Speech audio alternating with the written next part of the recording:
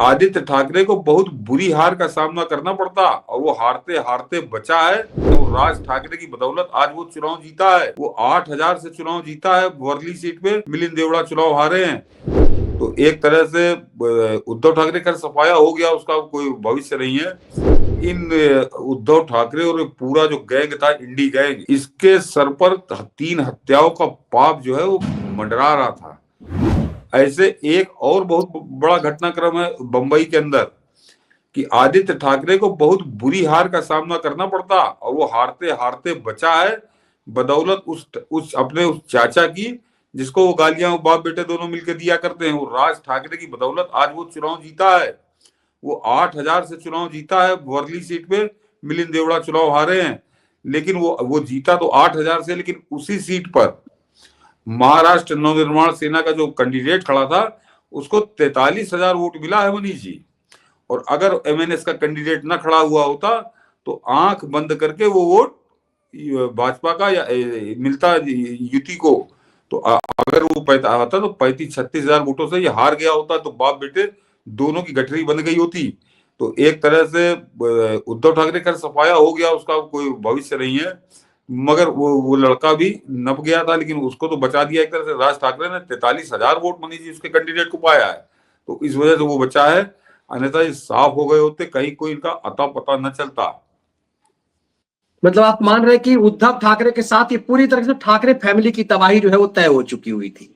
हाँ, और ये देखिए मनीष जी, अभी कमेंट कर दिया किसी ने तो मुझको याद आ गई, वो पॉइंट तो छूट ही गया कि ये सारे कारणों के अलावा, तो मैंने अभी 5 महीने के अंदर आपको घटनाक्रम गिनाया, उसके अलावा इन उद्धव ठाकरे और पूरा जो गैंग था, इंडी गैंग, इसके सर पर 3 हत्याओं का पाप जो है वो मंडरा रहा था।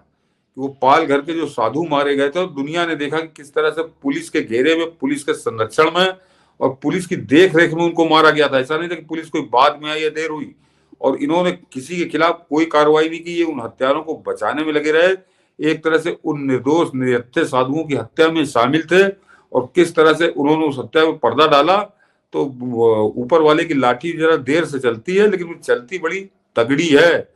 तो वो 2022 में उनकी हत्या हुई थी, अप्रैल 2022 में, और अभी 2.5 साल हुआ है। लेकिन उसके बाद इनका कोई इस तरह का परीक्षण तो हुआ नहीं था। अब ये पहली बार जब सामने आए हैं तो इनको औकात इनकी पता चल गई। तो एक तरह से साधुओं की जो हत्या है, कुछ लोग सुशांत को भी लिख रहे हैं, लेकिन मैं सुशांत से ज्यादा उन साधुओं की हत्या, वो बिल्कुल बेचारे, उनको तो खुलेआम पुलिस के घेरे में मारा गया था, और ये कैसी निकम्मी निष्ठुर बने रहे। तो ये पूरी दुनिया ने तो देखा ही देखा था, लेकिन उन साधुओं की आत्मा कहीं बैठी थी जो इनको श्राप दे रही थी। मतलब पाल घर के पाप जो पाप है, उसने बाला साहब ठाकरे के वंशजों की राजनीति को खत्म कर दिया। नहीं, वो तो मनीष जी, उद्धव ठाकरे ने पिछले 2-2.5 साल के अंदर साबुन लगा लगा कर बाला साहब के वंशज कहलाने का इसने अधिकार खो दिया है। बाला साहब ठाकरे इस तरह की हरकत तो कभी ना करते। जो काम ये कर रहा था कि औरंगजेब मेरा भाई, औरंगजेब फलाना ढिमाका, जाके टोपी लगा के क्या क्या कुकर्म कर रहा था। तो बाला बाबू, ये क्योंकि उनका लड़का है तो लिखा जाएगा, और इसीलिए वहां की जनता ने बहुत बुरी तरह से इसको ठुकराया कि हमारा तुमसे कोई लेना देना नहीं है।